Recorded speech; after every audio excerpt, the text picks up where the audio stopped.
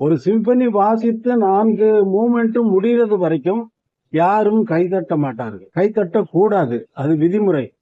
ஆனால் நமது ரசிகர்களும் அங்கு வந்திருந்த பொதுமக்களும் அங்கு வந்திருந்த ரசிகர்கள் அனைவரும் ஃபர்ஸ்ட் மூமெண்ட் முடிஞ்ச உடனே கைத்தட்டுறாங்க.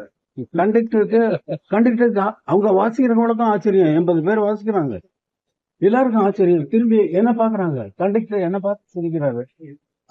அப்படித்தான்.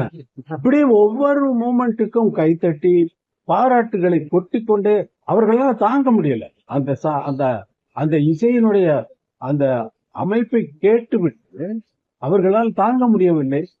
இன்னைக்கு அடிச்சா நாளைக்கு ஆடுவோம். அப்போ ரசிச்சதை நம்ம ஆட்கள் அப்பவே வெளிப்படுத்துறாங்க.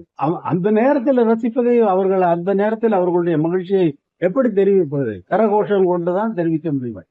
கரகோஷம் கொண்டு அது மாதிரி இது எல்லா இசை வல்லுநர்களாலும் பாராட்டப்பட்ட ஒரு சிம்பனி. அது உங்கள் வாழ்த்துக்கள். நீங்கள் வந்து வாழ்த்தி மனமாற வாழ்த்தி என்னை அழைத்துள்ளீர்கள் அல்லவா?